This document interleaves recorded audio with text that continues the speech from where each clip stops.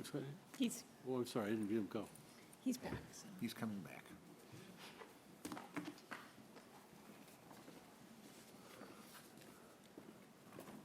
was so quiet.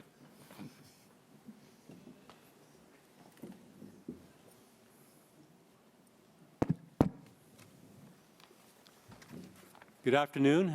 Welcome to the final panel of the day, Monopsony and Bargaining Power in Merger Enforcement. Immediately following this panel, Commissioner Ohlhausen will be giving closing remarks. I'm Bill Atkinson. I'm an attorney advisor in the Office of Policy Planning, and I'm the moderator for this panel.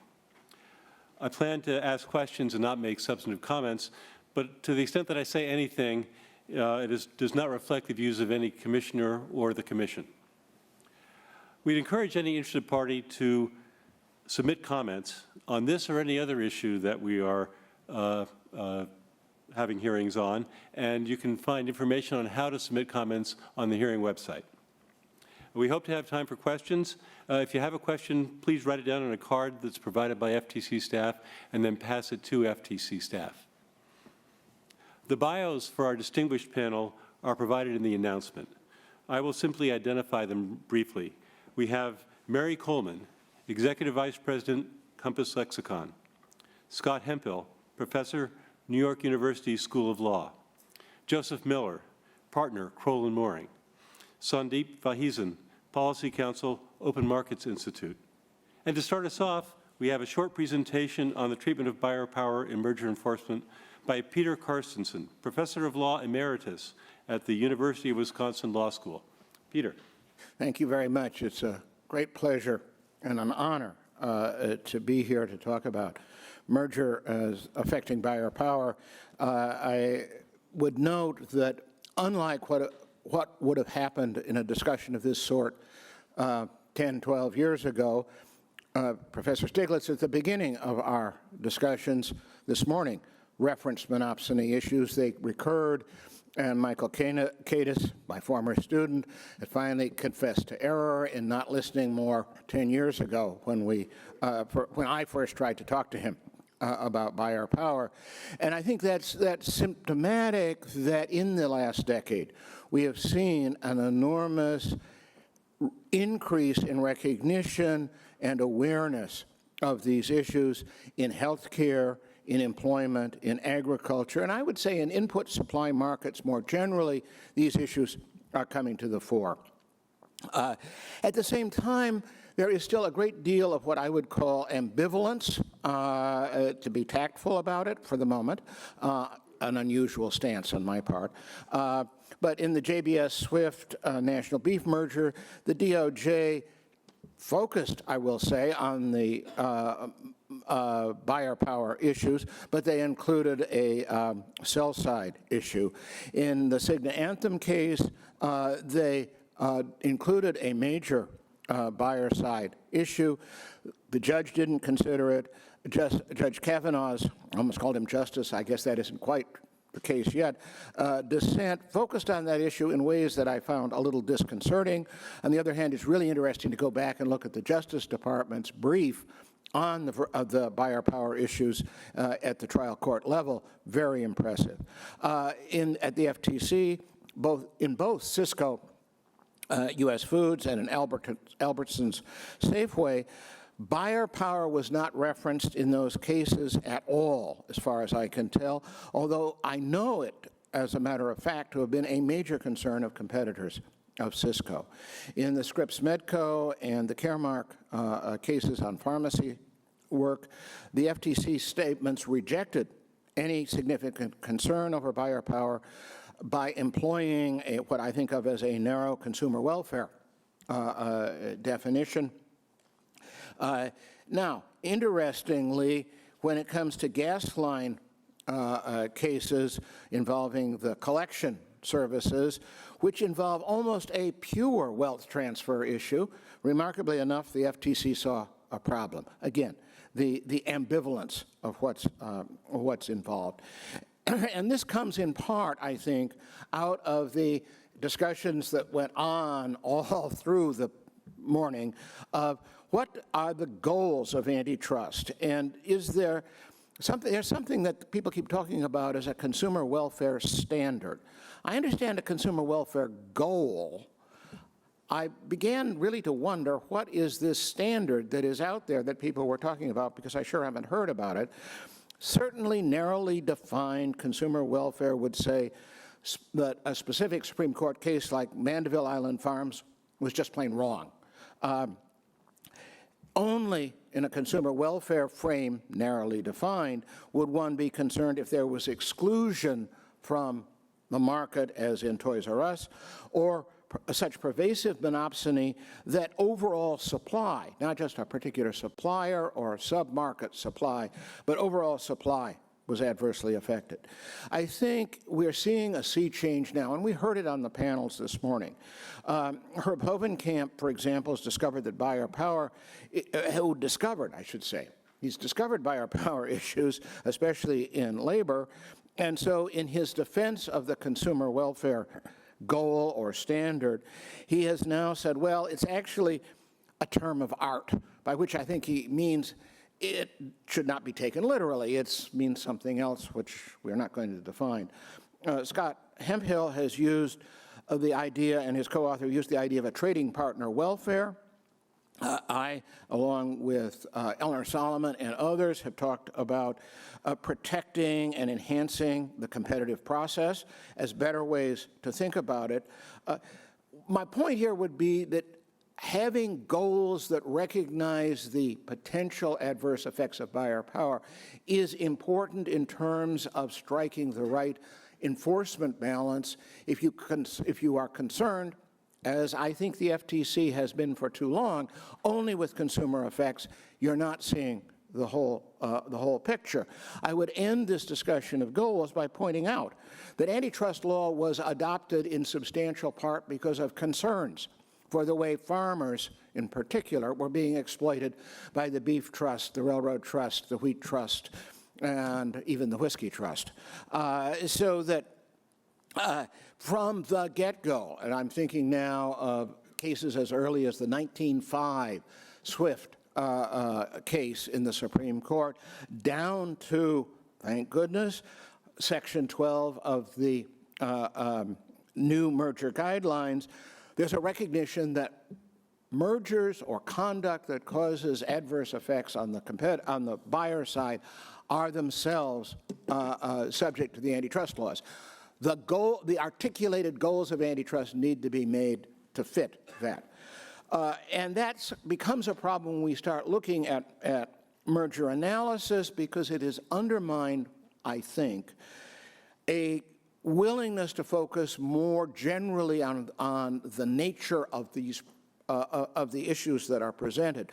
We have fundamentally a continuum from classic monopsony, a single buyer, through various kinds of oligopsonies to what I would characterize as unilateral buyer power.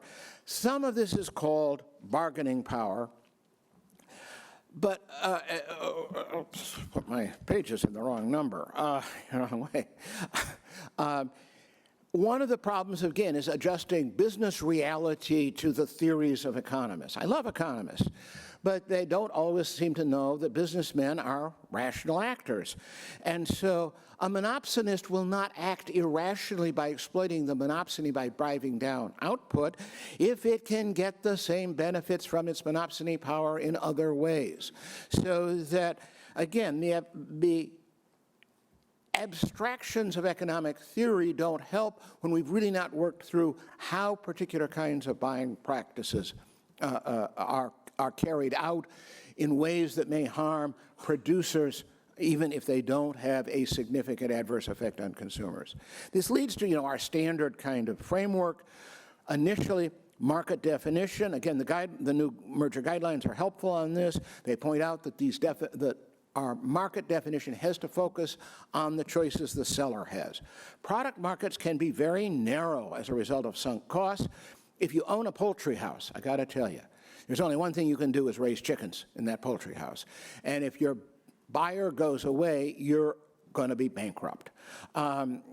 Some producers maintain the capacity of having multiple product lines. That's a really important way, when it's feasible, to accomplish the right kind of goal. Geographic markets can be quite different from the downstream selling markets. They can be much broader. Some inputs can travel thousands of miles at very low cost. Other products, inputs can only travel a short distance. Again, my favorite topic right now, poultry. A chicken can live about 100 miles. After that, you've got a serious problem on your hand. On the other hand, once the poultry has been processed, it can be shipped long distances. So you need to have markets that are relevant. You need to consider the possible adverse effects. The first is this problem of exploitation. Lower prices is the usual one that is considered. I think it's very important to understand that those effects will vary substantially depending on the options. A monopsonist in one market that has access to supplies, competitive supplies in other markets, may be very, very exploitive in the market where it has its monopsony power in ways that would look totally irrational in terms if you thought it had to get all of its output from that particular location. Risk transfer is relevant here. Make your supplier incur other risks rather than telling him you're going to cut purchases. There's what's called a waterbed effect, illustrated. Standard Oil forced the railroads to not only give it rebates, but forced the railroads to compensate it for its competitors' shipments. Remarkably enough, Standard Oil wound up as a monopoly. It used its buyer power of railroad services to adversely affect its competitors, as well as enriching itself. And indeed, the exclusionary practices, the Toys R Us type of factors, are an additional concern. The capacity to engage in fairly wide tacit collusion among buyers, to allocate producers so that each buyer creates more unilateral buying power. Lastly, and very significantly, individual buyers with more than 20% of the market, of an input market, are likely to have significant unilateral power, regardless of the structure of the rest of the market. We know this from the Toys R Us case. We know this from an EU study, UK work, and French studies in retailing. So my suggestion here is that we've got a series of concerns that need to be addressed where, well, if you stand back and look at what buyers can do, it's called bargaining. There are all kinds of ways to structure those transactions to exploit producers and to advantage the buyers. There are reasons for additional concern, in my view. One is the durability of buyer power. It was discussed a little bit in one of the morning panels about seller power. But it's even harder to overcome buyer power because the producers that are the victims need to vertically integrate downstream in some way, need to call forth new entry in ways that is going to be very difficult. There's also a related problem of the weak incentive of buyers to, the weak incentive of buyers to challenge each other's exploitive behaviors. That is, they have a major incentive to collude.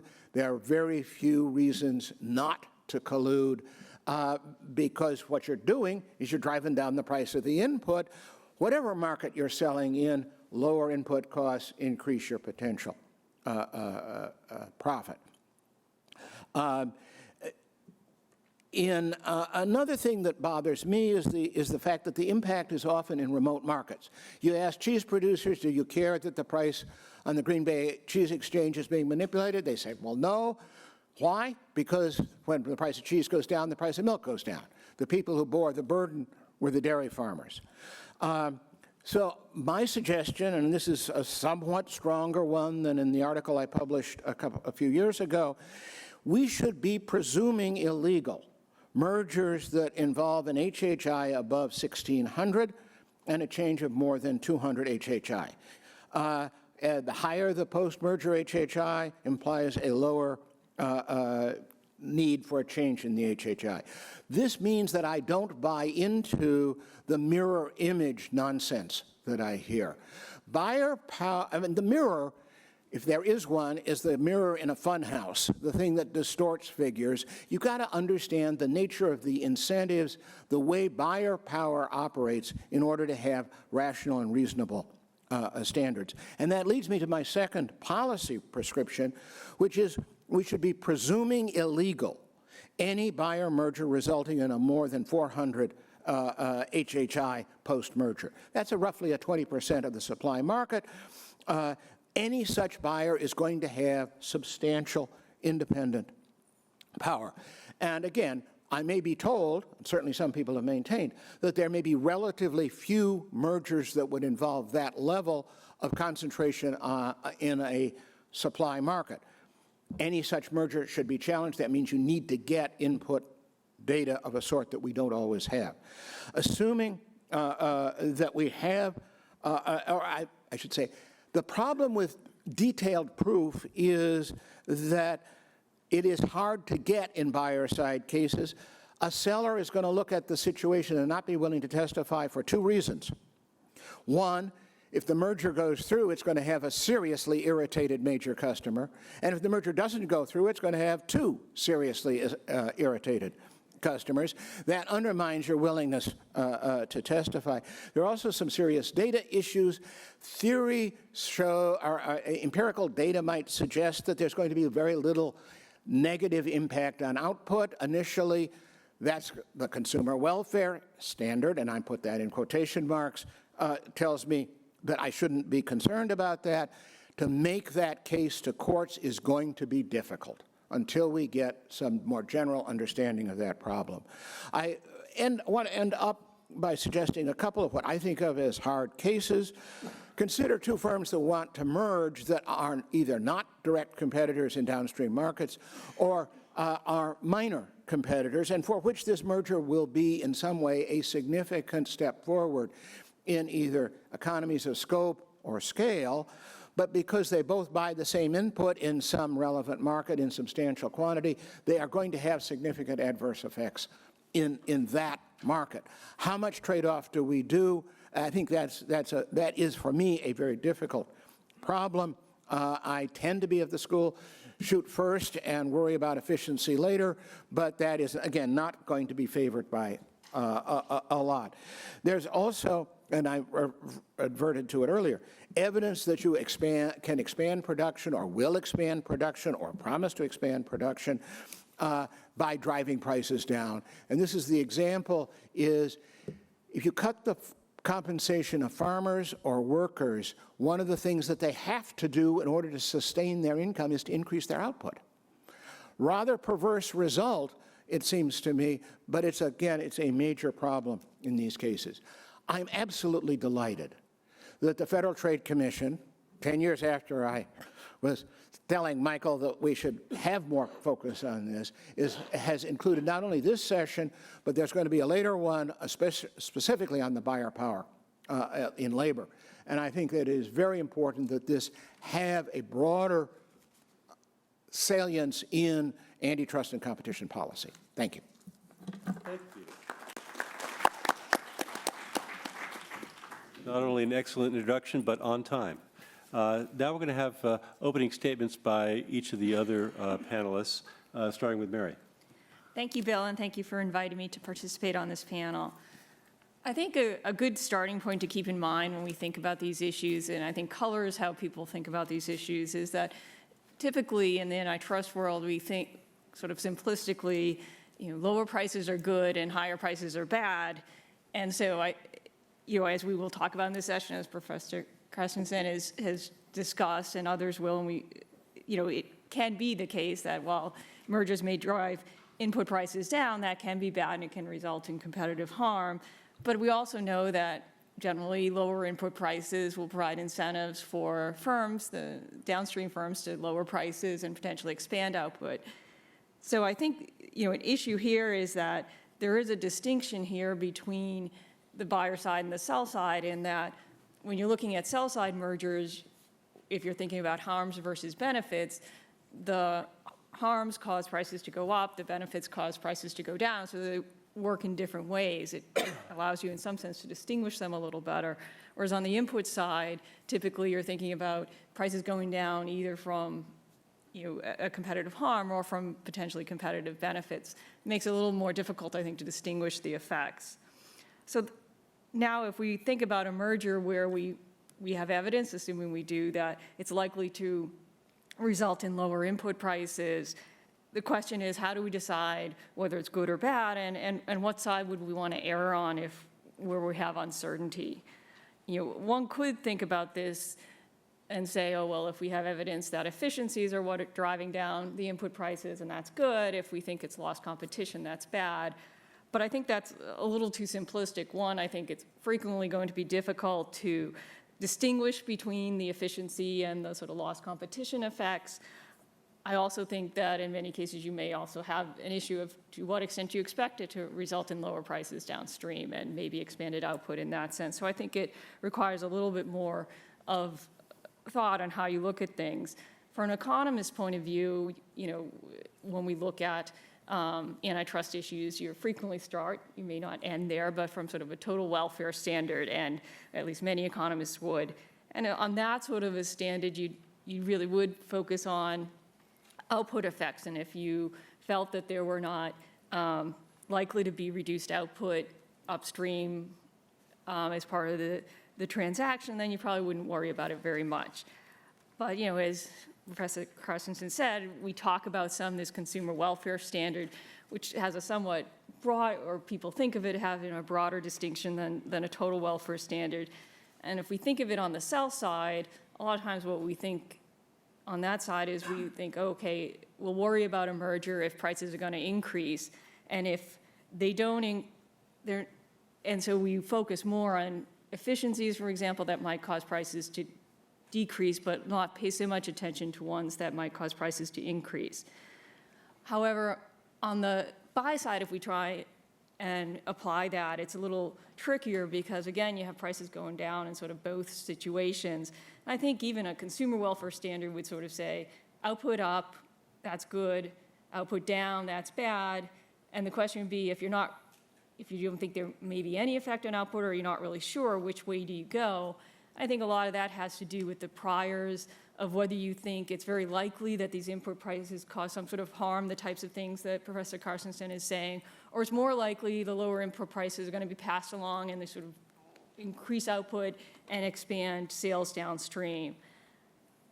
Finally, I just want to quickly talk about this session and what one of the questions that's posed by the session of whether we think there need to be significant increased enforcement efforts in this area, and sort of along the lines that Professor Carstensen is proposing, and whether particularly you have a need for vigilance at much sort of lower levels of concentration than we're typically used to. And I think a big question there is, what evidence do we have that we have broad-based sort of competitive harm occurring, that we're missing mergers that are causing competitive harm? There'll be some cases we're going to capture them because there's this sell side issue as well, so then we don't really have to worry about it. It's really only when there's a unique buy side issue that we have to worry about it. And there's a lot of literature out there on sort of harms, but there's not any real consensus in how big these harms are. And so until we sort of have a better sense of how broad-based it is, I think we need to have some, concern about moving resources to this. And I think one last point is a big issue is one, there's no free lunch that basically if we take more resources into buyer side, we're going to take resources away from somewhere else. And so having an idea that there's actually something to go after, I think, is important. And two, a lot of the tools we use on the sell side are not necessarily going to, some will move to the buy side, but a lot of them won't, particularly if we're looking at things like labor markets and stuff like that, because they work very, very differently than a lot of the sort of product type markets that we look at. Thank you. Thanks, Mary. Scott? Great. So first, thanks to the FTC and the organizers, Bill, for the opportunity to talk about these important issues together. First, by way of disclosure, I've been retained as an expert in litigation where anti-competitive harm has been alleged due to enhanced exercise of monopsony power. So with that out of the way, I'd like to start by just emphasizing something we've been talking about, the consumer welfare standard, and my view that as it now stands, it's fully adequate to handle mergers and other conduct that's harmful to sellers. Now, for that to be true, you have to come along with me with the second proposition, which is that the phrase consumer welfare should be taken seriously but not literally. After all, we recognize harm all the time to parties that aren't consumers. If competing producers of an intermediate good decide to merge, we worry about the harm to purchasers of that good without necessarily worrying about whether there's a follow-on pass-through effect to final consumers. Or closer to the subject of this panel, just think about a bidding ring. It's the seller who's harmed in the first instance, not any purchaser, yet we'd have no hesitation, I hope, in sending the conspirators to jail when they get together in their bidding ring. Our interest in the harm to sellers is confirmed by, as Peter mentioned, the merger guidelines, and by Supreme Court cases like Mandeville Farms, it was mentioned, and the old buy-side predation case, Weyerhaeuser. Now, all of this is to say that no one should take references to consumer welfare in a judicial opinion or elsewhere as a limitation to harm to consumers. And so the upshot of that is that defendants are just wrong when they insist that some harm to final consumers must be demonstrated in a particular case. I think this is a form of misdirection that's inconsistent with the longstanding traditions of antitrust. This also means that when analysts criticize antitrust for being narrowly obsessed with consumer prices, they're off base too. I think that's attacking a straw man. Antitrust already has that broader focus. Now, I think these mistakes arise in part because, admittedly, the phrase consumer welfare is a bit confusing. It works well for the typical case where sellers are getting together and thereby harming their trading partners, in that case, the buyers. As Peter mentioned, I'd propose that to handle the atypical cases, we should consider a different phrase, trading partner welfare. This isn't novel to the paper with Nancy Rose. This is something that's been kicking around for a while, but I think it's worth advocating and kind of celebrating. In a sell-side case, the two coincide. Consumer welfare and trading partner welfare get you to the same place. In a buy-side case, though, the trading partner welfare, and I will say standard, just because it's typical to do so, clearly labels the harm to sellers that it's attributable to reduced competition among buyers. So taking a step back here, what's at stake? Why should we be paying attention to monopsony? After all, in a lot of cases, there's going to be a sell-side harm too, in addition to the buy-side harm. And we'll just resolve the sell-side case without getting to the buyer side, I think, pretty frequently. And that has contributed to the relative absence of buy-side case law. But I think there's two reasons to pay attention. One, if we're not on the lookout, we're going to miss some important instances of anti-competitive harm. And so I think it's great that Peter now has lots of fellow travelers trying to root out important cases to bring. I'll be interested to see what the labor panel later in the series of hearings reveals in that regard. But second, I think it's important to recognize that in some instances, the defense of a particular transaction, a merger, let's say, is in fact premised on the party's enhanced monopsony power. It's premised on the enhanced ability to squeeze the sellers through reduced rivalry of the buyers. To me, that's the wrong approach. Where the enhanced ability to squeeze is premised upon reduced rivalry, we should immediately recognize and understand that that's a core antitrust harm. And we should resist transmuting that harm into a purported benefit in favor of the transaction. And I anticipate we might not all agree on that particular proposition. So I'll stop there. Thanks, Scott. Joe? Thanks, and thanks, Bill, and to the FTC for inviting me.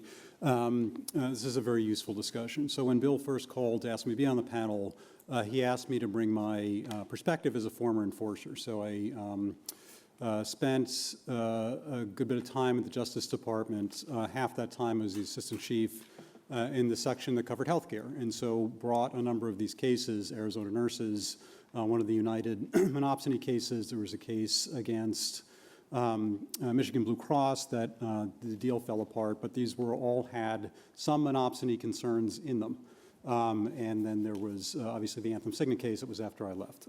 So, you know, as a former enforcer now representing mostly healthcare entities before the agencies, see a lot of these sorts of issues.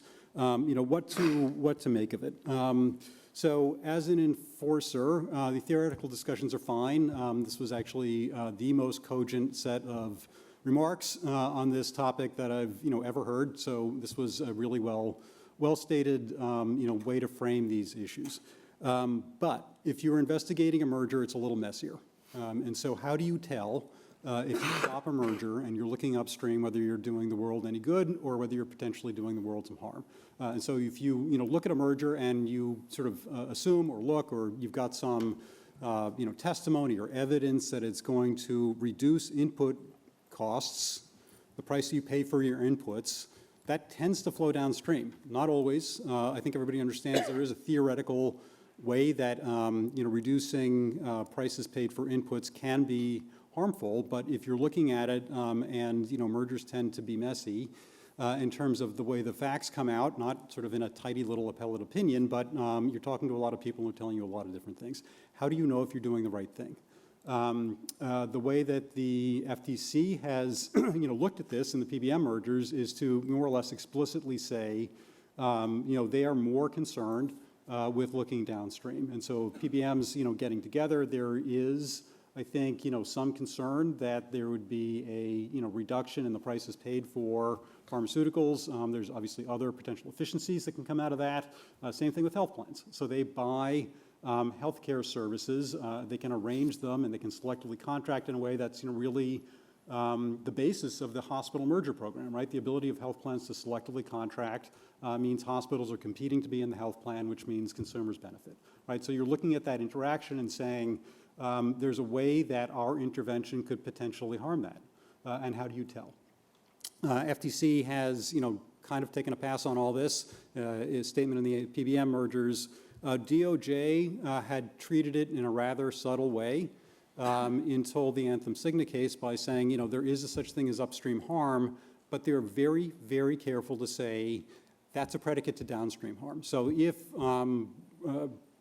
physicians get paid less, they did not allege that as a count in and of itself. It said instead that will result in lower quality health care. There was always a quality count, involved. And so, ask yourself, why that is. I think it's because there is a concern to over-deter what is generally thought of as good, which is lowering input costs, because it does tend to flow downstream. Again, you can look and say, not in all cases. There are theoretical concerns that you may be doing, harm, but there's a rough analogy here to, I think, a predation case. Which I think has some theoretical basis and will be recognized by a court as stating a cause of action. Same thing with monopsony. You can go to a court and you'll get past Rule 12, but you have to worry as an enforcer that you're doing the right thing. And I think this sort of explains it. We'll talk, I think, a little later about the Anthem case and how this is a little different. But I think that, as an enforcer, those are sort of some of the issues that get caught up in monopsony versus downstream. Thanks very much. Sandeep? Thank you to Bill, and thanks to the FTC for inviting me to participate on this interesting panel. One of the major and still underappreciated trends in American society over the past 40 years is the emergence of a major gap between labor productivity and wage growth. During the post-war era, productivity and wage growth tracked each other quite closely. So in a given year, if median labor productivity increased by 4%, median wages also increased by approximately 4%. Between 1973 and 2017, however, median labor productivity grew 6.2 times faster than median pay. So in other words, we've seen a steady increase in productivity, but wages have only grown modestly. Workers have become substantially more productive, but they've been unable to reap the benefits. This is in large measure a story of strong employers and weak employees. As the significantly different trends in other developed nations show, this was not inevitable. It was a product of conscious legal and political choices. And I would argue, among others, antitrust enforcers bear some blame for this current power imbalance between workers and employers. So first, strong employers. Most local labor markets in the United States are highly concentrated. Indeed, according to the Azar, Marinescu, and Steinbaum article, a troubling number of local labor markets are pure monopsonies, in that workers have only one actual or prospective employer. This problem is especially acute in rural and exurban areas. Millions of workers, as a result, have few potential places to work and are at the mercy of employers. And this concentration has material effects. Indeed, it's associated with significantly lower wages. The monopsony problem extends beyond the confines of discrete labor markets as understood by antitrust enforcers and scholars. Concentration at one level of a supply chain can have ripple effects upstream to the detriment of workers. For instance, powerful retailers, think Amazon or Walmart, exercise power over their suppliers and apply downward pressure on input prices. Under the thumb of large retailers, suppliers in turn seek to contain costs by cutting wages and benefits. And recent research by Nathan Wilmers has found that this ripple effect up supply chains explains at least some of the wage stagnation we've seen since the 1970s.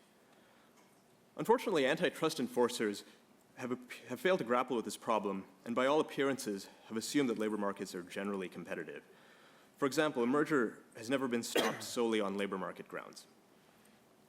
Turning to the other half of the equation, weak employees. Most individual workers lack power in labor markets. The unionization rate in the private sector is under 7% today.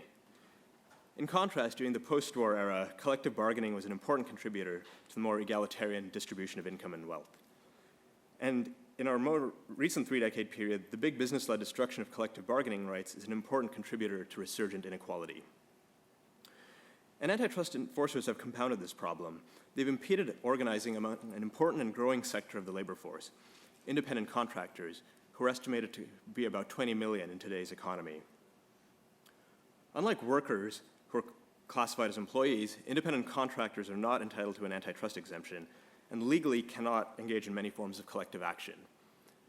Exploiting this somewhat artificial gap in the scope of the antitrust exemption, the FTC has brought cases against, among others, ice skating coaches, public defenders, and organists, and has also weighed in against collective bargaining rights for home health aides and ride-sharing drivers. So, at present, the FTC protects strong employers and targets weak workers. And the net effect of the FTC's actions is to tilt labor market power further in favor of employers. Going forward, I hope the FTC, as well as the DOJ, invert these priorities and target strong employers, including through merger law, and allow all workers to organize. Thank you. Thanks very much, Sandeep. And I should give a plug for our, I think it's October 16th, we're having a couple of panels that will continue the discussion on some of these labor issues. And I encourage people to attend or watch on webcast. So now I'd like to move to a discussion of some of the main issues in this area.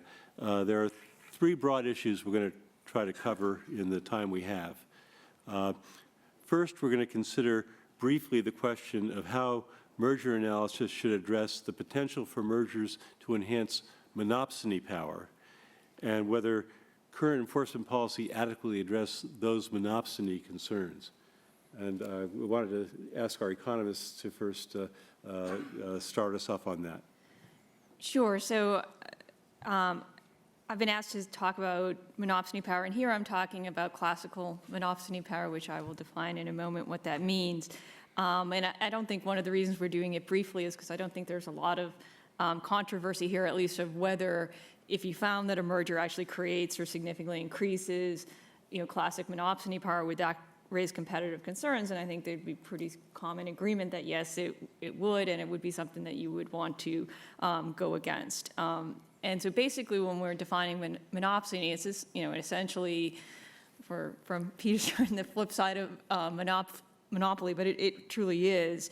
It's a situation where you have one or a few large buyers facing a large number of sellers, and these buyers face what we would call an upward sloping supply curve, meaning that as prices go up, you would need to raise prices in order to attract more supply. So in that situation, the buyer will understand that if I actually restrict my purchases below competitive levels, so that will drive input prices down and I'll increase my profits.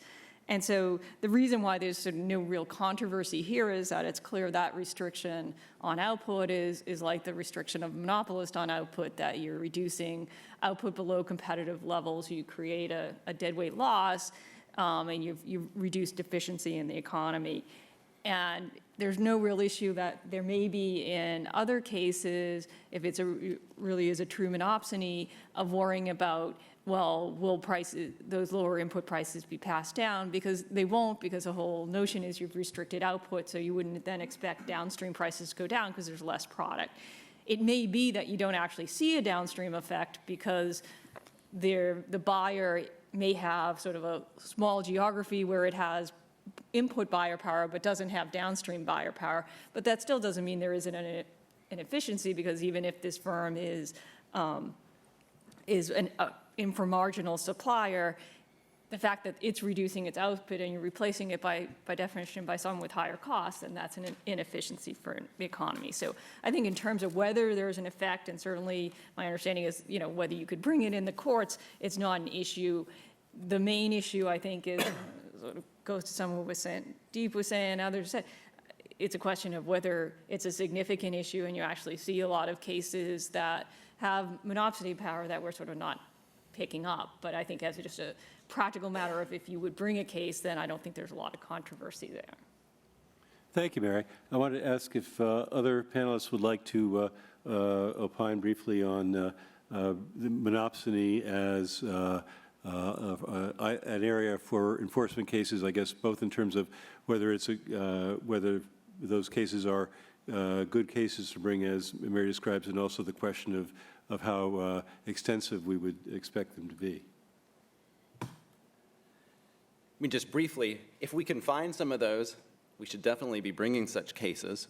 This is a softball to throw forward into the hearing next month with respect to labor, whether, and this is a question that applies both to classical monopsony and to bargaining power.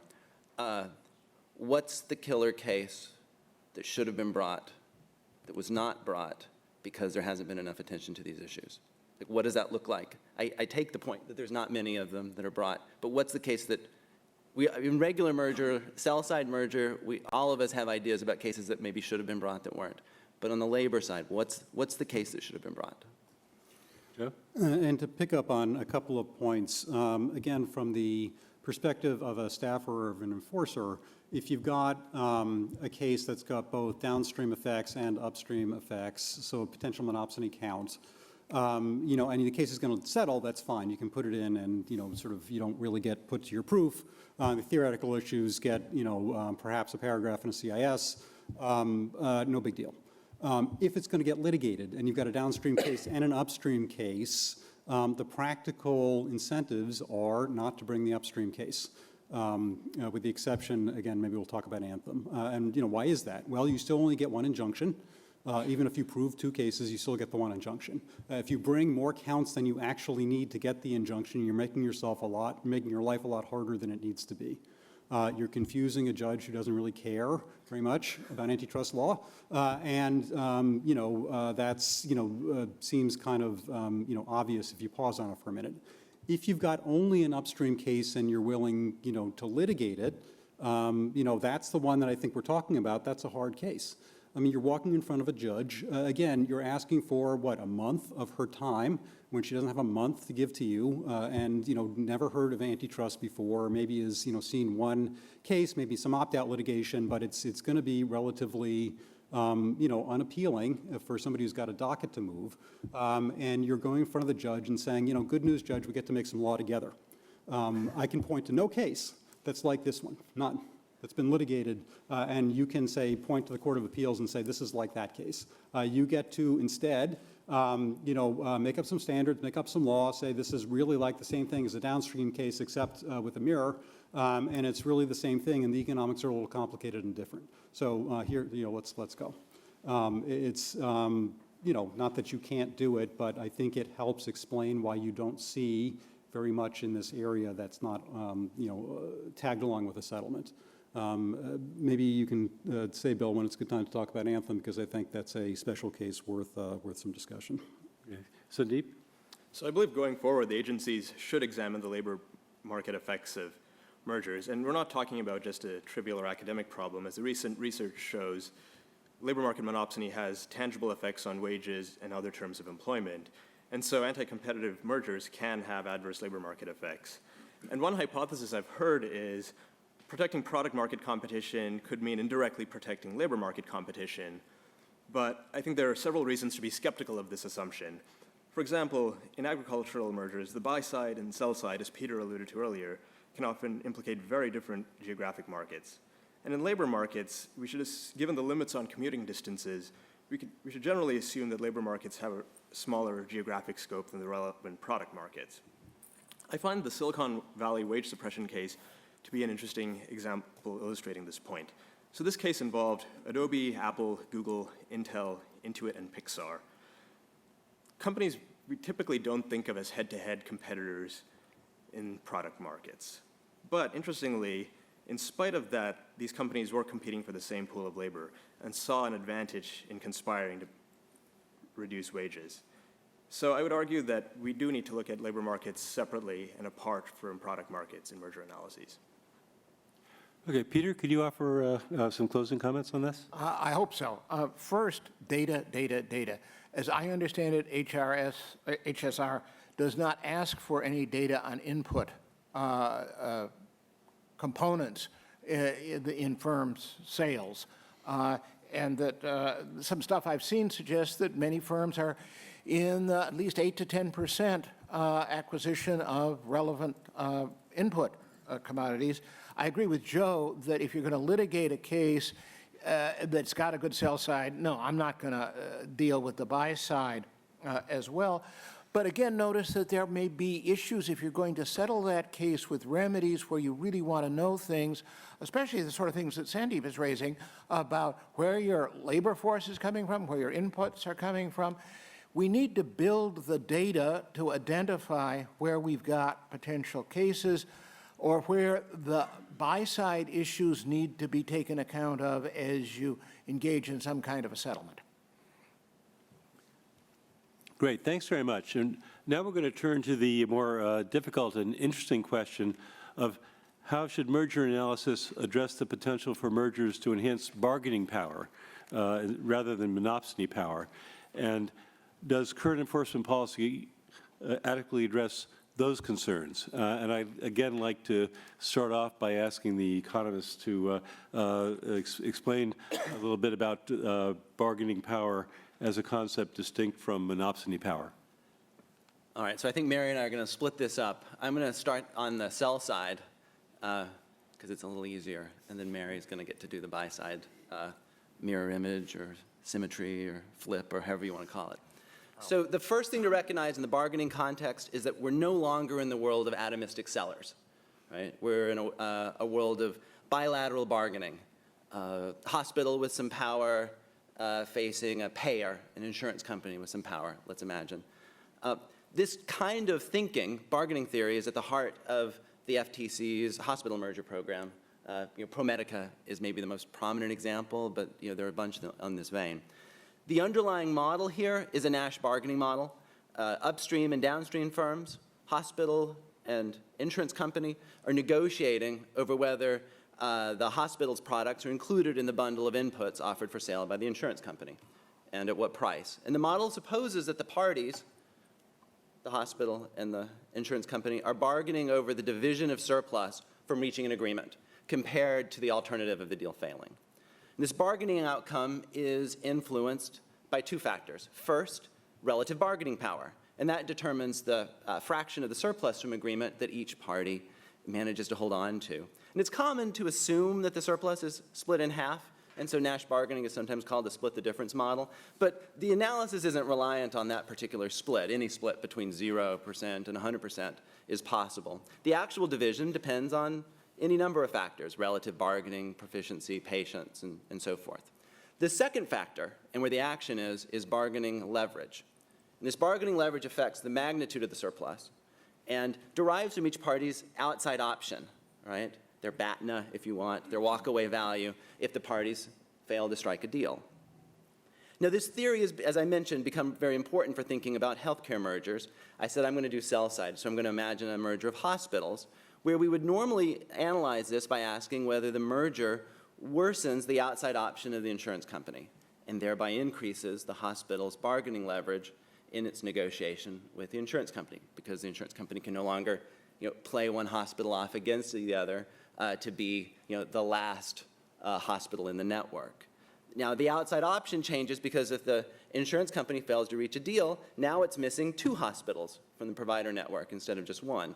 So by worsening the payer's outside option, the merged hospitals are in a better position to push for a higher price. Now, here's the important thing to notice compared to classical monopsony. The harm on payers here is imposed without necessarily reducing the payer's purchases from the merging suppliers. In the first instance, there's a transfer that we're recognizing without there necessarily being any output effect. So I'll stop there and then let Mary talk about the buy side. Hey, so, Scott has just laid out the sell side, and the buy side argument is pretty similar, except in this case, and I was using hospitals insurance in my notes too, not just shockingly, given some of the issues that have come up here.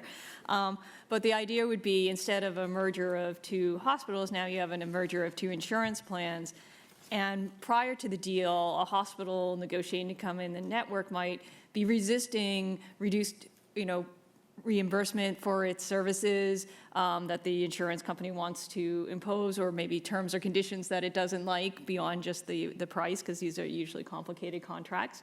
And one of the reasons it may be able to do that is say, well, if I don't take you insurance plan A, I can go to insurance plan B, and that still gives me a lot of customers, and I'm an attractive option for plans and for patients, so that that will work for me. Post-merger, now I don't have B to offer. I may only have a couple of other options, and that may make it harder for the hospital to resist these lower prices or terms that it doesn't like. The issue here is, and I agree with Scott, that in bargaining models, it's sort of uncertain what the effect on output could be. There could be no effect if you sort of had pretty efficient contracts to begin with.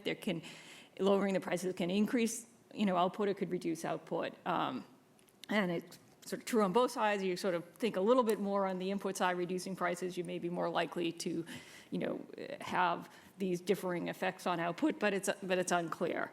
And so, the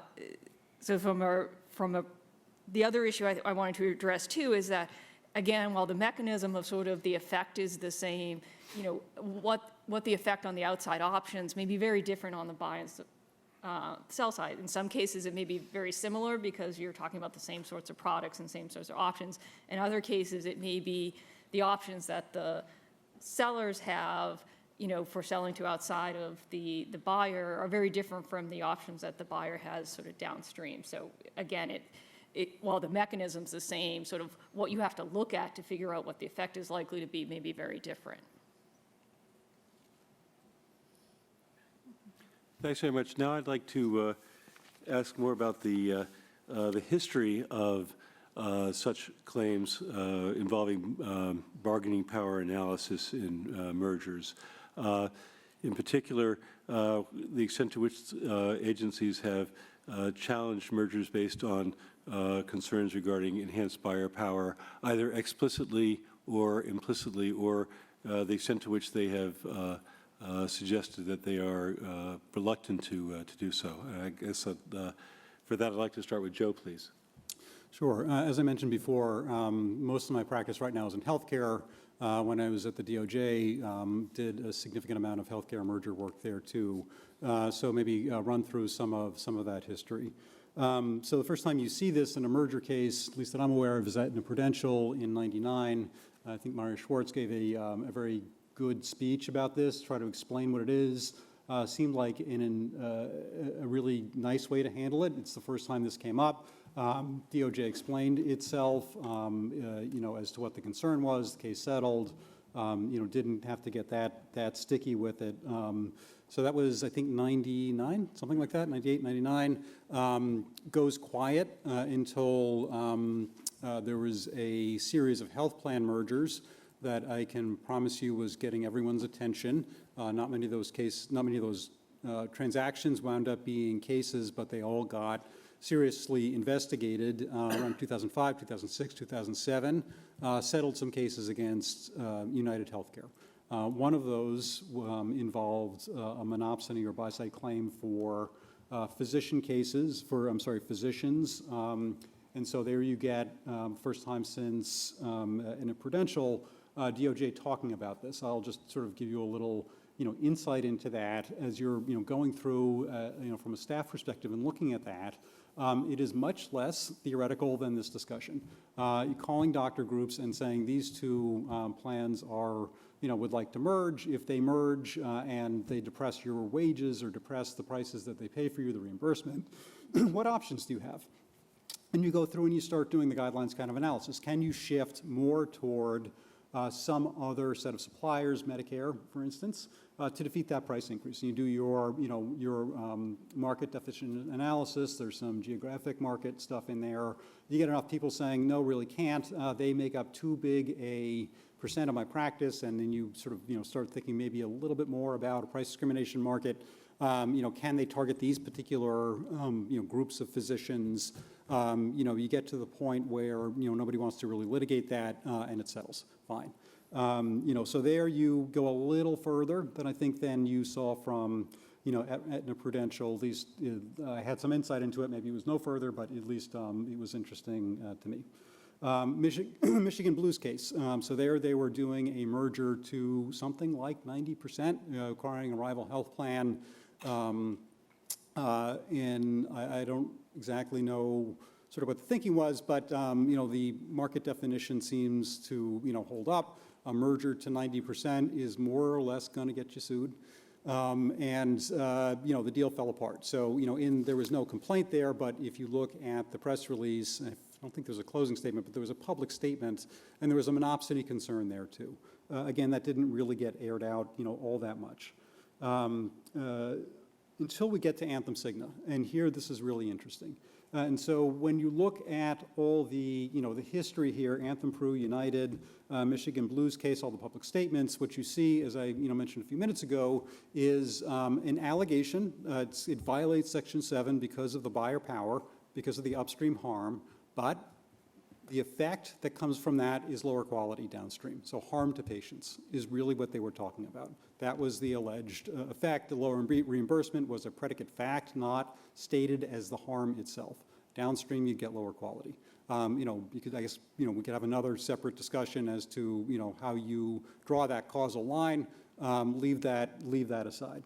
But that seemed to be what you might think of as a policy that you could at least infer from what the DOJ had done. Not so much in Anthem Cigna. Anthem Cigna was both a litigated case, had an upstream and a downstream count, willing to actually litigate the upstream count as a standalone when they didn't have to. Again, they had two downstream counts, only enrichment and then national accounts that could stand on their own, yet still did the upstream count. They were facing the same incentives that I talked about before. Why? Why would they do that? I don't know. I wasn't there. But what makes sense is there were very, very large asserted efficiencies in that case, so much so that if you didn't have a way to combat the efficiencies, you might lose the downstream counts too. Right? So you had to think of a way to deal with the efficiencies as a way to not lose the entire case, even though if you were to assume they had a strong structural case and they had more evidence, more refined evidence than market shares on the downstream harm to self-funded employers. The monopsony count is a way to do that. So if you talk about the cost savings and you talk about the efficiencies being less money going to physicians, and that's good, DOJ found a way to say that's not good, that's bad. Right, the money, you pay less to physicians, you pay less for the inputs, for the medical services of some sort. That is in and of itself a bad thing. That completely counteracts or seriously undercuts the efficiencies argument, even aside from the more typical arguments of merger specificity, and it's not going to happen here, and you're not going to be able to both get the benefits of this and be able to pay them less. The reason you get the benefits downstream is you're paying the physicians more to collaborate with you. And, so there's all that kind of factual fight that the district judge found in favor of the Justice Department. But of course you can't know if you're going to win that one. So that's, potentially another explanation for why you saw it litigated in Anthem Signa, where you maybe haven't seen it, before. And so, those are sort of two competing hypotheses. One is that there's a change in policy now. DOJ is willing to look only at upstream and allege that as a harm in and of itself without it being a predicate to downstream effects, or this was maybe case-specific as a way to deal with the efficiencies in that case, which they felt they had to do. Sandeep, would you consider elaborating on the labor sector more generally with respect to that? Sure. So as the research has shown, labor market concentration is real, and it's associated with lower wages. So I believe going forward, this should be a priority area for the agencies. But admittedly, there are some challenges. Since this hasn't been an area of emphasis, there are significant costs of learning. The agencies need to have a better understanding of labor market dynamics. So for example, what's the scope of geographic scope of labor markets, and what lines of work fall into a relevant product market. Admittedly, the learning will take time, but the agencies can draw on external expertise, including from academics and other government agencies. And also, I recognize that resource constraints are real, but I would argue this is more about priorities. The agencies today investigate and sue ice skating coaches and public defenders for engaging in concerted action. I hope in the future they reallocate these resources toward mergers with buyer-side implications, including implications in labor markets. And Peter, could you elaborate more on some of the other sectors of interest? Sure, except to say, we haven't done much, but it's been consistent. That is, I mentioned in 1905, a principal reason for the Supreme Court's decision was the cartel that was driving down the price of beef cattle. My grandfather was a beef cattle raiser and a victim of that oppressive buyer cartel. And we've seen, in other words, we've seen that going forward. 1918, there's a big consent decree in meat packing that works in part to facilitate market development. So that we've got a continuing concern on this branch with exploitation of producers, period, full stop. What Joe highlighted in terms of the healthcare is interesting kind of split, not just recently, but it's longstanding. And I referenced in my more general comments the tension in the FTC's view of gas collection, which is a pure wealth transfer puzzle, but they saw anti-competitive effect there. But when it's retail pharmacists, oh, to heck with them. Let them be exploited because we think that how they can believe this, I don't know, that these huge pharmacy benefits administrators are going to share the wealth with the innocent little consumer. But I leave that one to the FTC to explain. So that we've had this kind of tension really is post that wonderful consumer welfare standard, where we don't really look fully at a buyer effect. And in the ag area, I think there was the Continental Grain case in the 90s, 1990s, not 1890s. I haven't been around that long. Where, again, the effect was strictly on wheat farmers in the Midwest, if you're going to eliminate competing buyers. And again, it was settled by a consent decree, which arguably was not very effective because of the problem of preserving a sufficient number of buyers. My proposed standard of HHI 1,600 or more, you've really got a problem you need to look at very closely. They've done very little in poultry for various, I know they've looked, but again, the seller market in poultry is very, very competitive until the guys found a way to collude in large numbers recently. But they don't look effectively at the buy side of what it does to poultry growers who contract with farmers, with integrators. In pork, again, we've seen a little bit of focus on the issue, but non-enforcement.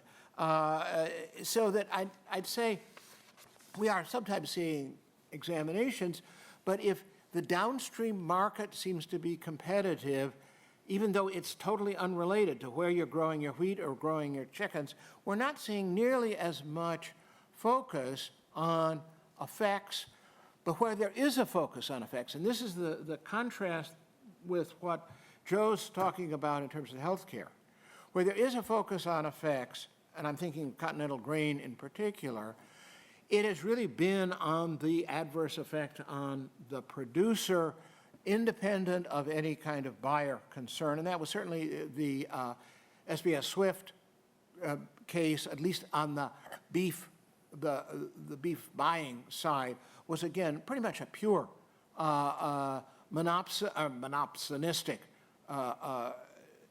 concern for how we are going to, how the wealth will be allocated between producers and buyers, and recognizing the need to increase the number of buyers, or at least in that case, preserve the number of buyers, as a way of ensuring a reasonable split of results.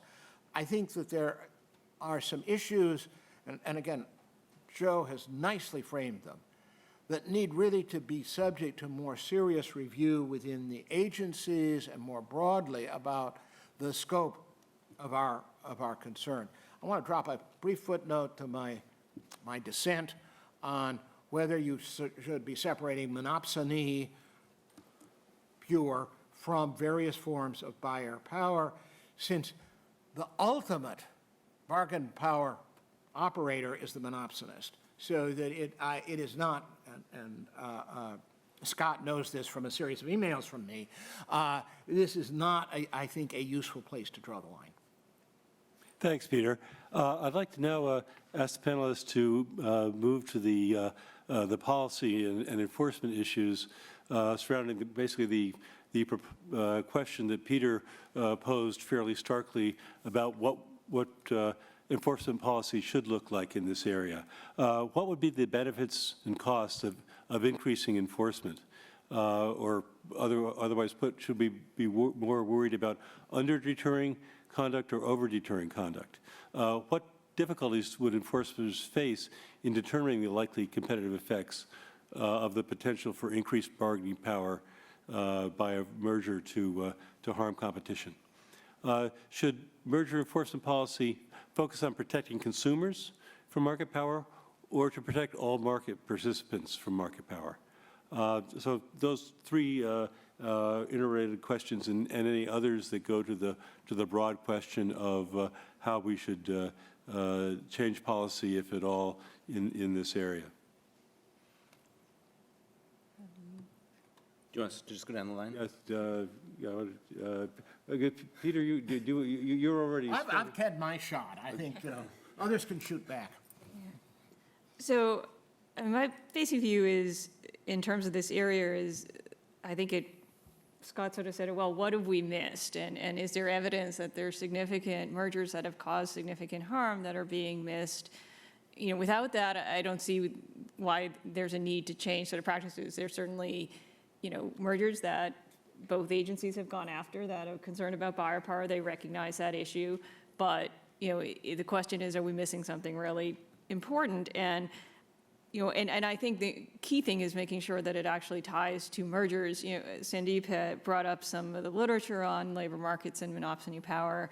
You know, I've looked through some of that. You know, there's a lot of critiques of this literature to begin with. First, whether it actually really does show, you know, that monopsony power is causing lower wages in a significant degree in labor markets. But I think the other key thing is whether you can tie that to actual mergers that have occurred that have caused these issues. You know, and the resource cost is a significant issue. It would be very, and especially knowledge of labor markets, it'd be a very costly endeavor to try and most mergers to figure out, you know, what are the right labor markets, you know, what are the right ways to look at geography, product market, and how do we figure out quickly whether it's an issue or not? Because it's not something that you could actually say, oh, well, this town is a labor market. It may be for some industries, it's probably not for most, and for some, you know, for some labor participants, they're going to have a lot of options because, you know, their skill set's not very specific, and then in other cases, they'll have very specific skill sets. So I think, you know, without having a a significant empirical record that we've missed a lot of mergers that have caused significant harm, investing a lot of resources into the area that would take away for others, I think, raise an issue. And then correct Sandeep, right? And if there is an issue, then it will definitely take some time to develop tool sets, because the ones we have in many of these areas really won't work very well. Some they'll work well, and the classic bargaining, they'll work well potentially because it's the same issue. In a lot of other markets, the way that the interaction occurs is going to be very different. Okay, so taking the questions in reverse order, if those are keeping score who remember the 3 questions. So the third one is enforcement. Should it be about protecting consumers or all market participants? My answer to that should be clear from earlier remarks. I think it's all market participants, not just consumers. I'm interested in what other people think on that. As to the difficulties in enforcement, I think there's a conceptual problem and there's a practical problems. The conceptual problem is there's not a decided, broadly understood answer to the question, is a transfer enough, right? Or do you need an output effect in some downstream market? Or in between, is it enough to at least have some quantity change or some distortion in the input supplied? Now, my view is that a transfer is enough, and I think that's the best read of the case law. But whatever the right answer is, it'd be really nice to get an answer. And right now, I think there's some ambiguity between the DOJ and between FTC. I don't think this is entirely nailed down. There's a pair of practical problems, I think, that emerge. One we already talked about, which is when the compensation to a supplier goes down, what happened? Was it because of a true efficiency? Was it because of a squeeze attributable to reduced rivalry? Is it attributable to some third thing that's neither of those? Because those two aren't actually exhaustive. That can make a difference in the analysis depending on what your criteria is to begin with. Second, practical problem, if it turns out that a transfer is not enough to state a harm, then we're in the complex situation where the saved resources on the buy side, when handed over to the sell side, is argued as a source of efficiency. And those cases can be, I think, quite complex indeed. So the practical difficulties of enforcement depend in an important way on what we think the rule is. And so being settled about what the right rule is, I think, is an important goal. And then finally, in terms of costs and benefits, I can't resist saying that one benefit beyond deterrence is a clarification of the law. It's connected to my earlier comment. So I kind of want to invite everybody to take Joe's invitation, to seize this opportunity to make some law together, the agency and the judge in tandem, because I think this is an area where having clear rules of the road would really provide a lot of assurance and certainty to parties going forward. I was being facetious. I maybe was a little subtle. Sorry. Well, now I'm being facetious. So I didn't take you to actually invite everyone to take that opportunity. Your skepticism, I think, is probably well reflected in the record. Okay, very good. So increasing enforcement, I think, let's not lose sight of conduct cases and what the agencies have said over the last, say, year or two. Put out, a guide for HR professionals, which seems a little bland way to sort of describe it, but it contains some interesting policy statements, right? So, it sort of signals to the world we're starting to take this more seriously, or we're going to be looking for this sort of case. The cases that Sandeep had talked about, I think, spurred some of this. Arizona nurses, I worked on a little bit, same kind of thing. Those cases are relatively easier than merger cases if you've got the facts, right? So there you're less concerned about deterring good, potential good behavior. If all you're doing is literally colluding to depress wages, that I assert is not a hard case. So much so that DOJ has repeatedly in speeches said that they've got grand juries open, right? They're now treating this as a criminal violation. And so, let's sort of acknowledge and then maybe set aside conduct cases are maybe a different sort of discussion than merger cases. With merger cases, the transfer point that Scott just made is, kind of how it's teed up, right? So you ask, one of the fun things about working at an agency is you have these lunchtime discussions, the economists, sort of come in and draw welfare loss triangles, and you have arguments over whether transfers of wealth as a result of a transaction are enough if you can't, think of any welfare loss. So, trying to come up with hypotheticals about, where that's going to be the case. Demand is perfectly inelastic. There'll be zero units, fewer purchases as a result of the price going up. There's just, price goes up, everybody pays it. Everybody pays it. And then you sort of struggle to say, well, we don't really have to deal with that. There's always going to be a welfare loss that you can at least, say it may not be big compared to the transfer, but it's going to exist, fine. And then you sort of think about, well, if it's only a downstream case, you do only, allege a transfer, are you going to get kicked out of court? Would you win that on a Rule 12 motion? Not that you get them too much in merger cases, but, I think most people in the agencies would, say, yeah, I'll fight that case. Transfer alone, violates Section 7. Flip it, is Peter right, or is the idea of a mirror image really not true? Then it gets a lot harder. And the reason it gets a lot harder is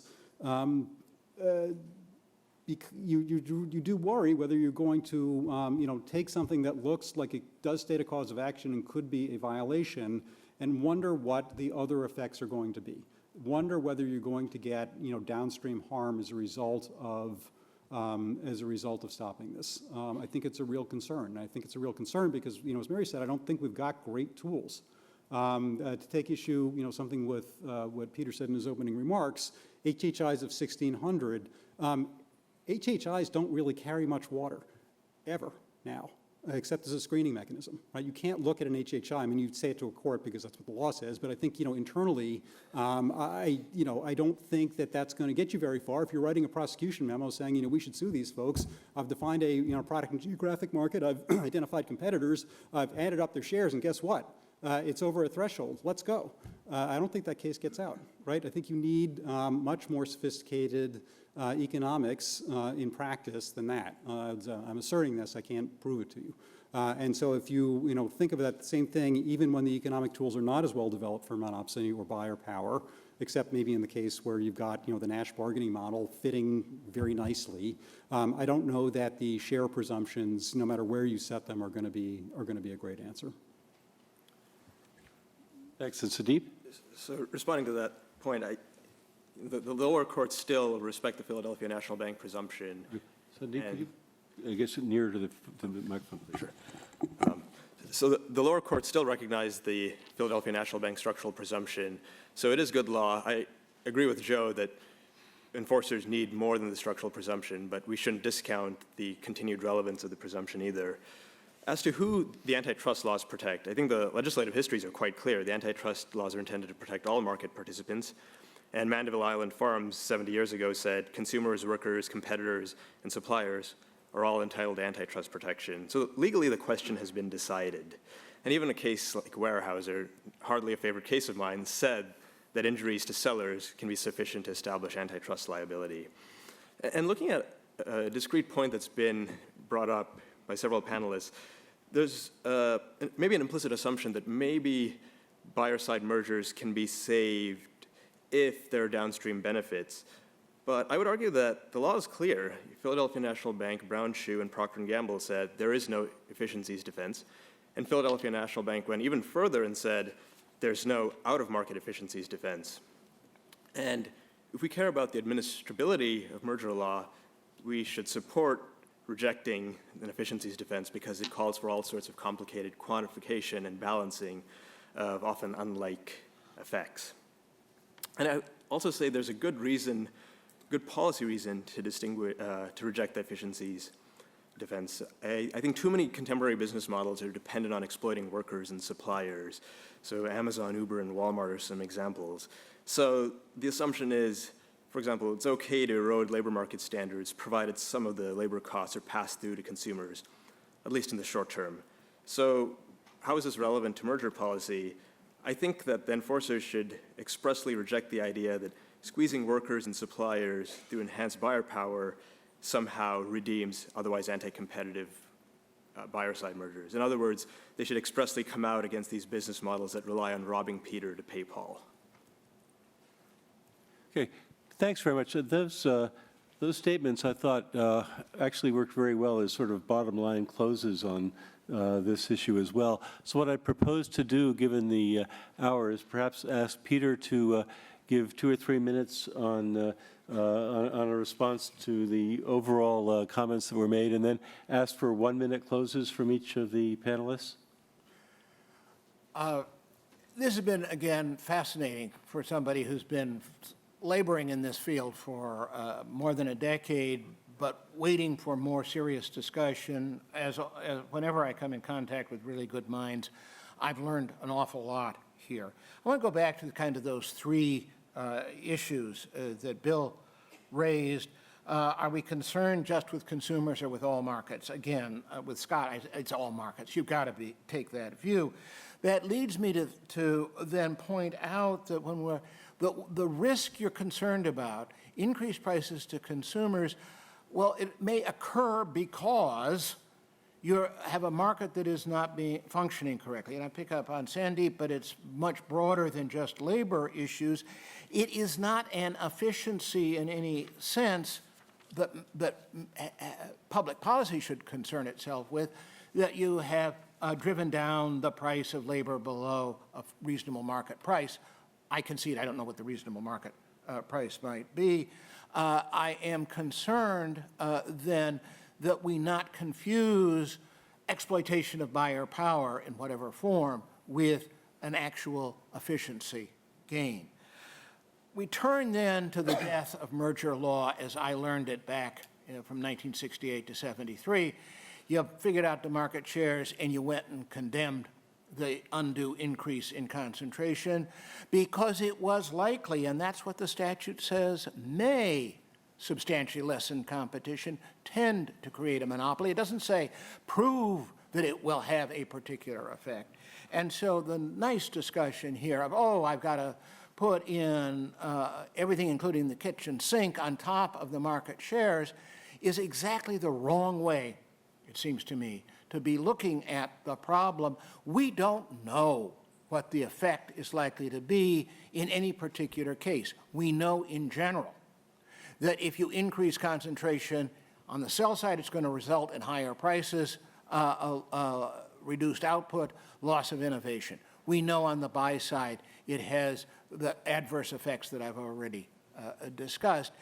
Let's keep it simple and administrable. I honor Bill Kovacic on this. Let's use some standards that will be workable, will be understandable, that even businessmen, well, I should say even economists might be able to understand, and not get ourselves hung up in elaborate efforts to prove the existence or non-existence of a particular competitive effect. Most important of all, we really need more serious consideration of buyer power issues. I'm on board with the fact that we don't have enough information. I think revising the Hart-Scott-Rodino questionnaire to get some of that information would be extraordinarily helpful as you begin to look at these issues. Mary? There's so much to respond to on that. I'm not sure I could do it in a minute, but first, I mean, just a couple of reactions to both what Sandeep and Professor Carson had said. I mean, the concept that we should ignore efficiencies in antitrust and merger analysis is astounding to me. It's the whole point of antitrust is to encourage efficient markets, and so to ignore efficiencies seems to be, an amazing concept to do, especially, in merger analysis. In terms of going back to relying on, market share screens, that ship has sailed, and I don't think you're going to see that in court cases. So I agree with Joe that if you tried to bring a case just for market shares, especially in an area that hasn't been addressed before, it's just not going to work, and I don't think it should, because I think you should actually have a theory of what the actual competitive harm is, and then be able to show what you think the effect is. Whether it's, we get to a point where we're focused just on transfers, at least then you're actually showing an effect, or whether you're focused on output. And finally, to me, I agree that you don't necessarily have to show ultimate consumer harm, and that should be the only fact, but I do think it should be sort of a guiding principle. what are you expecting ultimately this to occur? You know, a lot of the bargaining models, we said both firms have market power. So, you know, if it's a transfer, you know, we should care about that in many cases, I agree, but what if it's a transfer to someone really big and two smaller guys get together and create some bargaining power and actually bring prices down, and then that allows you to, you know, reduce prices downstream? That might be something you want to encourage. The trickier cases are when they're sort of both big, and then what do you do? Thanks. Scott? So just to underline one or two things that have been said, the main thing I want to leave you with is that when we think about buy-side harms, we should stay focused on a central issue, that sellers are worth protecting under the antitrust laws, just like buyers. And we freely acknowledge this in really simple cases, like a bidding ring, and that we should equally acknowledge this in more complex cases.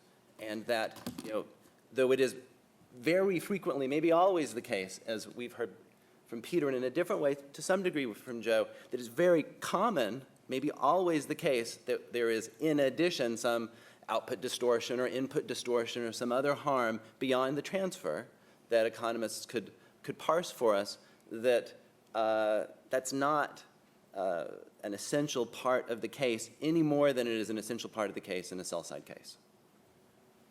Thank you. Joe?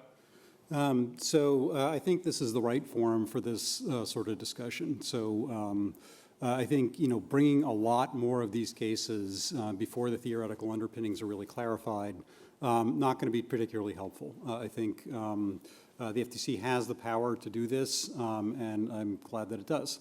So, you know, out of this, I expect, more research, more discussion, more publications, and maybe we'll sort of find at all that the enforcement level is just right, or maybe we've been missing something, but I don't think we've got the tools right now to really answer that question. It reminds me a little bit of when I was, studying law. Raising rivals' costs was a theory that had not really taken hold. It was much debated. There were some rather sort of enforcement-minded folks who really thought that this should be pushed. Others were more skeptical. Over time, more literature, some, worked its way into cases. Now I think it's, relatively accepted by courts and, part of mainstream. Last time I was at one of these fora, heard a panel on cross-market mergers in hospitals, which if you're a market participant seems to be something that everybody believes, but, you can't demonstrate economically. Maybe that'll be the same thing, maybe it won't. I think of this as the same thing, right? More discussion. Maybe not ready for more vigorous enforcement, but a worthwhile panel. Thank you. Sandeep? So I believe tackling monopsony systematically going forward requires jettisoning consumer welfare. At a minimum, the language of consumer welfare is very hard to square with buyer-side concerns. How do workers and suppliers fit under consumer welfare? They're not consumers or purchasers. And acknowledge that it may be an accepted term of art among specialists, but it is deeply confusing to a lay observer.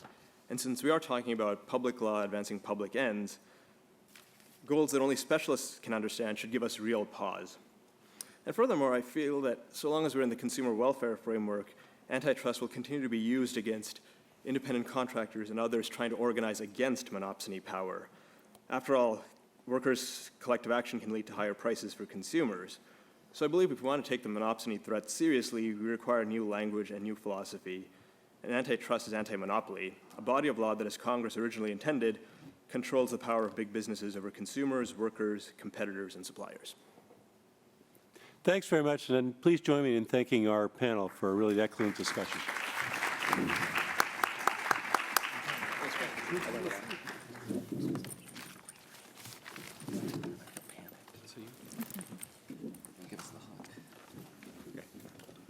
Do you know who's...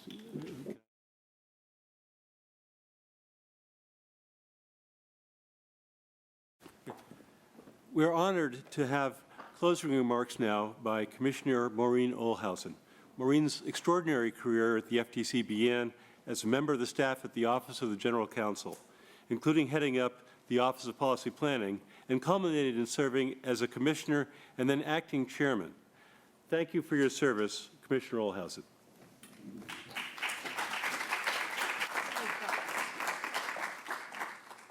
Well, thanks so much for having me here to close out a very, very interesting day. I'm also about to close out a very interesting career at the FTC next week.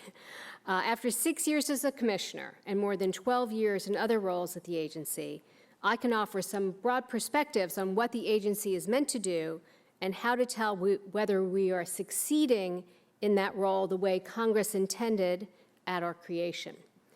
Now, these are issues that I've spent many years thinking about, from my early days advising Commissioner Swindle to my time working on the FTC at 100 report as director of the Office of Policy Planning under Chairman Bill Kovacic to my time as a commissioner.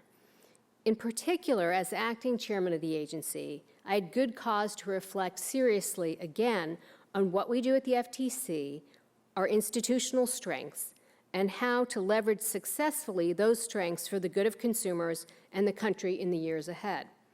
And I'm pleased that Chairman Simons is also thinking deeply on these topics and getting wide-ranging input through this series of hearings. And I sincerely hope these insights, the insights the Commission gains through this process, will help ensure the FTC's future success. But how should we define success as an agency? In an influential article, former Chairman Kovacic and Professor David Hyman identify the three most important factors to predict long-term agency success: consistent political support, policy coherence, and capacity and capability to handle the agency's mission. I believe these factors are important as the Commission considers the path ahead. As a threshold matter, an agency needs consistent political support, or as Kovacic and Hyman call it, political implications. They note that this is the most important of the factors for success. In their words, an agency is doomed if it lacks a supportive constituency or if the performance of its duties generates crippling political opposition. More broadly, an agency will not be able to operate effectively if its structure raises serious doubts about its legitimacy or increases the vulnerability to political pressure that the performance of its duties will arouse. Now, this first factor speaks directly to the FTC's origins and the stability of its structure as a bipartisan entity. Now, the FTC was born from early 20th century dissatisfaction with the way the Department of Justice was enforcing or not enforcing the Sherman Act. And as many of you know, in the Gilded Age years preceding the FTC's creation, the country underwent a massive wave of corporate consolidation. In the decade straddling the turn of the 20th century, there were 42 deals producing companies controlling over 70% of their respective industries. During the peak of this merger boom, from 1898 to 1902, at least 303 companies disappeared each year, and in 1899, over 1,208 were merged out of existence. And for several years, the government offered essentially no meaningful response. Now, the leadership at the DOJ was not entirely to blame for this situation. It was a product of many factors, including an underdeveloped understanding about the economic implications of corporate consolidations, political indifference, and a Supreme Court that had expressly called into question whether the Sherman Act applied to mergers. These circumstances triggered an era of public agitation that aided President Roosevelt in expanding the antitrust laws, pushing to establish the Sherman Act's coverage of consolidations, and culminated more than a decade later with Wilson's signing of the FTC Act and Clayton Act. I believe the current debate about concentration and the role of antitrust reflects a similar era of public agitation. It also calls for a deep understanding of the institution, the FTC, that arose out of this similar era 100 years ago. Now, interestingly, the turn of the 20th century consensus for additional competition enforcement didn't lead to a uniform vision for a new competition agency. Rather, two camps formed. The first believed Congress should create a new agency to be a law enforcer similar to DOJ, but politically independent and with flexible substantive jurisdiction to allow it to proactively shape business behavior. The second camp, on the other hand, wanted to move away from the DOJ model and create an independent policy body, similar to Roosevelt's new Bureau of Corporations within the Department of Commerce and Labor.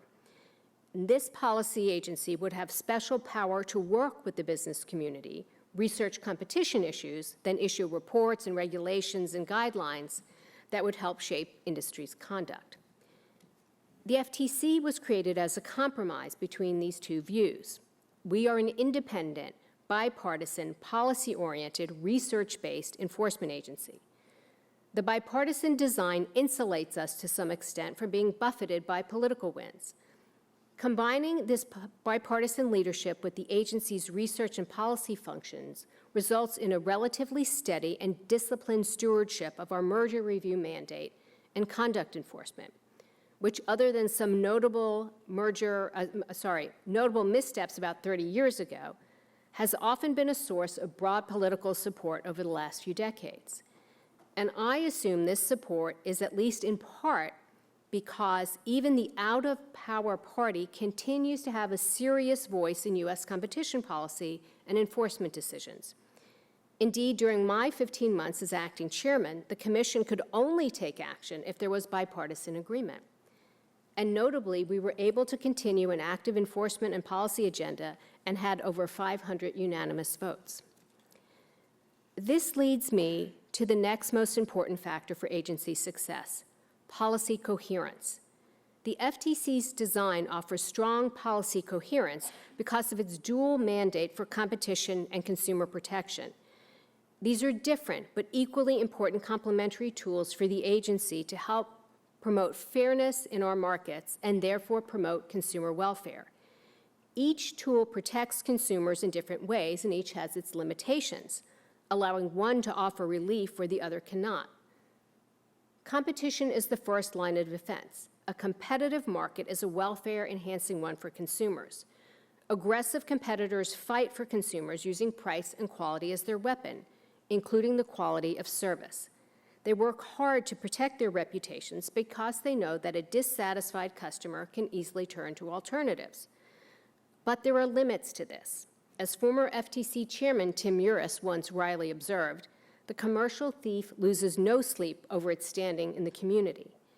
Some companies engage in fraud, dishonesty, unilateral breach of contract, or other conduct that hurts consumers, with little regard for their reputations or the possibility of being put out of business. Because a competitive market sometimes cannot discipline these behaviors, we also use our Consumer Protection Authority. But these missions are aligned, which allows the agency to apply them cohesively and imbues all Commission staff with a sense of common purpose: to protect consumers. I hope this singular focus on consumers will continue at the Commission in future years, particularly because it has been a proven linchpin of policy coherence and cohesion throughout the agency's history. So we come to the third factor: agency capacity and capability. Now, capacity refers to resources, which in large part hinge on an agency's credibility with Congress. Capability, according to Kovacic and Hyman, is slightly different, turning on whether an agency has the tools to make good decisions and does so.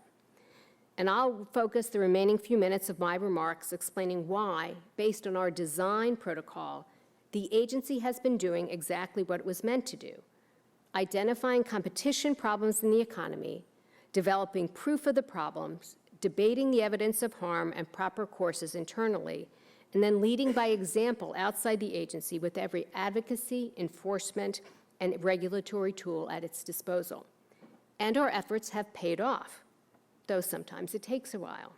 But that is often the risk of leading. The agency's design gives it the singular ability to identify a potential competition problem in the market, develop empirical research to determine whether the problem actually exists, and then plan and execute a multi-year advocacy and enforcement agenda to rectify the problem. In other words, the FTC is designed specifically to lead others in the continuous development of competition law to accurately reflect changing economic conditions. It's in the agency's DNA, so to speak, from the open-ended drafting of our statutory authority in Section 5 of the FTC Act to our research and report writing authority in Section 6 of the Act, which permits us to gather and compile information and make public such portions as are in the public interest. Now, the commissioners sometimes disagree about how the agency should pursue its mandate, but that debate, too, and the necessary negotiation and compromise that come with the commission structure is another invaluable part of our commission design. It is among the reasons studies have shown that the agency's merger enforcement does not wax and wane with the election cycles in Washington, D.C. For example, although you may be surprised to hear it, the number of our competition enforcement matters actually tied historic levels during my tenure as acting chairman, despite it being a time of pronounced political change. Using this process over the years, the FTC has made vital contributions in doctrinal gray areas. On the merger side, the agency has notably introduced new concepts or new ways of analyzing hospital mergers, potential competition issues, and dynamic markets. Now, our work involving merger work involving cluster markets is one such example. The notion that hospital mergers implicate a cluster of inpatient services is now so widely accepted it's rarely litigated. But the Commission has also recently challenged cluster markets outside hospital mergers, as in our 2015 successful challenge of the Cisco-US Foods merger, and then again in 2016 in our winning challenge in Staples Office Depot. Well, Staples Office Depot, Office Max, I think. And while I was acting chairman earlier this year, we alleged, and the district court subsequently found, that Williamson's proposed acquisition of Drew Marine likely would reduce competition in a cluster market of marine water treatment chemicals. On the conduct side, the FTC has been at the forefront of developing invitations to collude, the proper extent of competitor collaborations in cases like Polygram, and of course, reverse payment settlement agreements. The agency also has had a major impact on developing the outer bounds of antitrust, particularly with respect to the scope of exemptions and immunities like NOR and state action, topics on which I have been particularly active. Antitrust doctrine evolves, and ideas can and should be debated in settings like these hearings. But debate alone is an insufficient ground for action. To make good decisions, the agency must test new ideas empirically and develop proof of actual competition problems in the economy. If there is such evidence, it should then consider the tools to best address it. Notably, most of our doctrinal contributions have depended on the broad use of all of our agency functions: research, advocacy, administrative litigation, and federal court enforcement. I thus urge the Commission to continue to strive to make decisions based on empirical foundations and to consider all of its tools if it finds evidence of harm to the competitive process that reduce consumer welfare. So I'll leave you with a few closing thoughts on what guidance past agency experience can offer for the future. First, the FTC is well suited to play a leadership role in large part because of its design, which has played a significant part in its contributions to difficult competition issues. It's afforded the agency bipartisan political support, a coherent policy framework to protect consumers with complementary tools, and the capacity and capability to invest in resolving novel competition issues with long-ranging plans relying on outreach, research, advocacy, and enforcement. And also, the real key to successful agency design, in my opinion, is the ability to attract and retain great people. And judging by the people I've met during my time at the FTC, and the enthusiasm they all bring to the job of protecting American consumers, I feel very confident of the agency's success in the future. Thank you very much.